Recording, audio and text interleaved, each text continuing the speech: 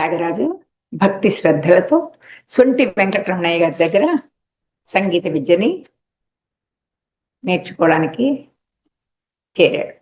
గురుకులంలో మంచి విద్యా సంపద పొందాడు.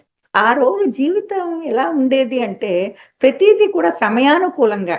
ఒక బాలుడికి ఎప్పుడు మేధస్సు వస్తుంది అంటే 8 సంవత్సరాల సమయంలో ఉపనయనం చెయ్యాలి.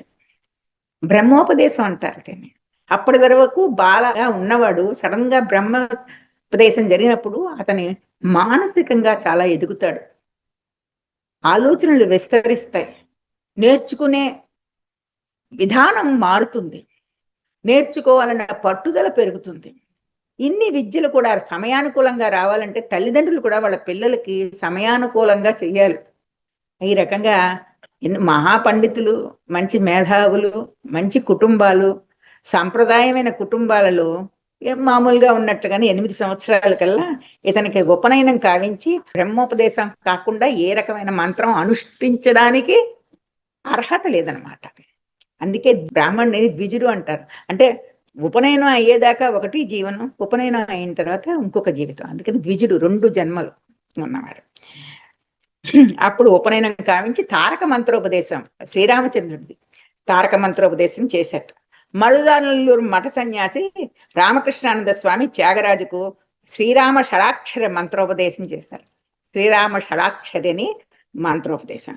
ప్రతిరోజు నియమం తప్పకుండా 1,25,000 సార్లు శ్రీరామనామ మంత్రాన్ని పంచనదీశ్వరుని ఆలయంలో కూర్చుని జపించి తన 38వ సంవత్సరంలో 96 కోట్ల రామనామ జపం పూర్తి చేసి శ్రీరామ దర్శన భాగ్యం పొందాడు త్యాగరాజు.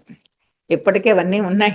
తిరువయ్యారులో పంచనదీశ్వర స్వామి దేవాలయం దగ్గర, దేవాలయం లోపల ఉంటుంది.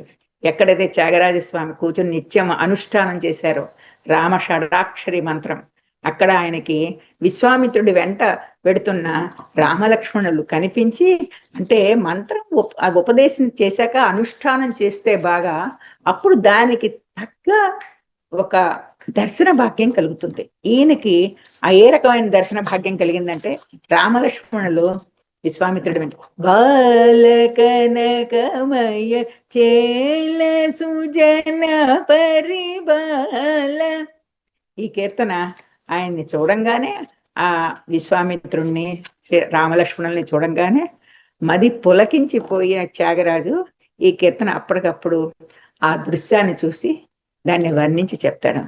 రారా దేవతి దేవ రారా బహానుభవ అని ఈ రకంగా ఈ కీర్తనని గానం చేసేట. అప్పుడు అప్పటి రాజు తులజాజీ మహారాజు గారు రామ బ్రహ్మానికి కొంత భూమి, ఒక ఇల్లు ఇచ్చి గౌరవ పురస్సరంగా బహుకరించినట్లు తెలుస్తుంది. ఆ రోజుల్లో రాజులు, ఇప్పుడు చెప్పాను మేలట్టూరు భాగవత మేళాలో, తంజావూరుకి అది కూడా ఒక 15 కిలోమీటర్లు పక్కనే ఉంటుంది. అక్కడ కూడా కూచిపూడి నుంచి వచ్చిన నాట్యాచార్యులందరికీ కూడా 500 గజాల స్థలం, 500 రూపాయలు ఒక ఇల్లు ఇది ఇచ్చాట. ప్రతి పండితుడికి ఇచ్చి, అంటే ఈ రకమైన వాళ్ళకి అవకాశం కల్పిస్తే వాళ్ళు మిగిలిన కళల మీద దృష్టి పెడతారు. లేకపోతే రోజు పొట్టకూటికే సరిపోతుంది కదా, అక్కడికి వెళ్ళి తెచ్చుకుందాం, ఇక్కడికి వెళ్ళి తెచ్చుకుందాం అంటే వాళ్ళు కళాపోషణ ఏం చేస్తారు.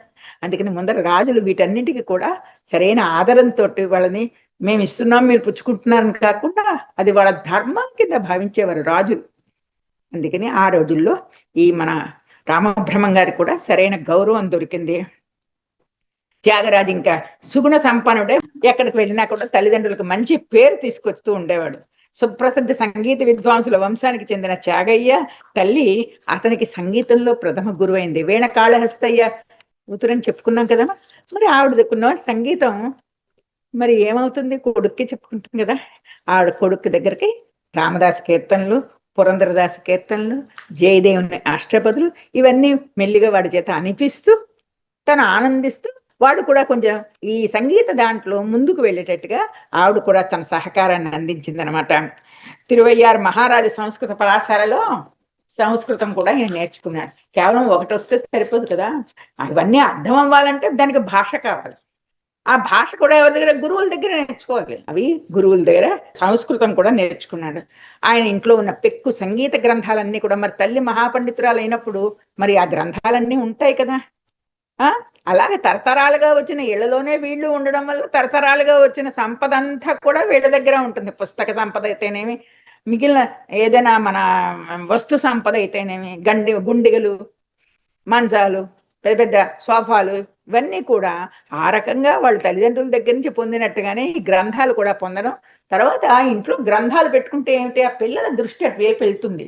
ఏమిటి పుస్తకం, ఇది ఎవరు రాశారు నాన్న అని అడుగుతారు. అసలు పుస్తకాలు ఏ లేవు, జాగ్రత్తలే లేవు, ఇవన్నీ చదువు కొట్టేస్తాయండి అని మనం పుస్తకం పెట్టడానికి భయపడిపోతే మరి మన పిల్లలకి అసలు జిజ్ఞాస ఎలా కలుగుతుంది, తెలుసుకోవాలనే ఆలోచన ఎలా వస్తుంది? కాదు కదా.